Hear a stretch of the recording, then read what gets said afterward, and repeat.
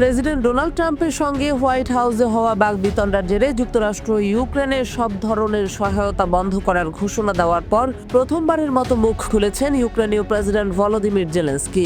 এর জন্য দুঃখ প্রকাশ করেছেন জেলেনস্কি।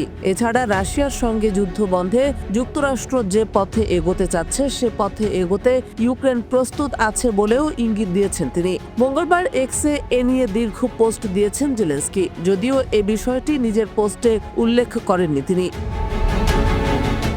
যুদ্ধবিরতির প্রথম ধাপটি কেমন হতে পারে সেটিরও একটি উদাহরণ দিয়েছেন ইউক্রেনীয় প্রেসিডেন্ট। তিনি বলেছেন, যুদ্ধবিরতির প্রথম পর্যায়ে হতে পারে বন্দীদের মুক্তি এবং আকাশে মিসাইল ড্রোন ওড়া বন্ধ, সঙ্গে জ্বালানি ও অন্যান্য বেসামরিক অবকাঠামোর উপর হামলা বন্ধ।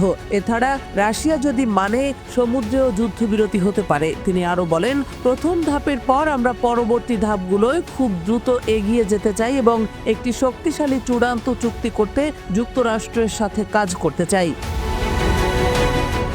রাশিয়ার বিরুদ্ধে যুদ্ধে ইউক্রেনকে সহায়তা করায় যুক্তরাষ্ট্রের প্রতি কৃতজ্ঞতা প্রকাশ করেছেন জেলেনস্কি। এছাড়া ট্রাম্পেরও প্রশংসা করেছেন তিনি। জেলেনস্কি বলেছেন, আমাদের সার্বভৌমত্ব ও স্বাধীনতা বজায় রাখতে যুক্তরাষ্ট্র যা করেছে আমরা সেটিকে সত্যি মূল্যবান বলে মনে করি। তিনি বলেন, আমাদের সেই মুহূর্তের কথা মনে আছে যখন প্রেসিডেন্ট ট্রাম্প ইউক্রেনকে জেভলিন দিয়েছিলেন, যা পরিস্থিতি বদলে দিয়েছিল। আমরা এজন্য কৃতজ্ঞ।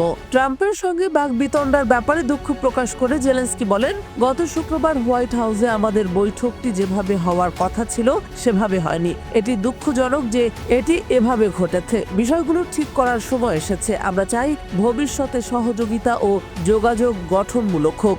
এছাড়া যুক্তরাষ্ট্রের সঙ্গে যে কোনো সময় খনিজ চুক্তি করতে প্রস্তুত বলেও জানিয়েছেন ইউক্রেনীয় প্রেসিডেন্ট। তার মতে এটি ইউক্রেনে স্থায়ী শান্তি আনার বড় ধাপ হবে। জেলেনস্কি বলেছেন, আমার টিম ও আমি প্রস্তুত রয়েছি প্রেসিডেন্ট ট্রাম্পের বলিষ্ঠ নেতৃত্বের অধীন শান্তি প্রতিষ্ঠার জন্য কাজ করতে, যেটা স্থায়ী হবে।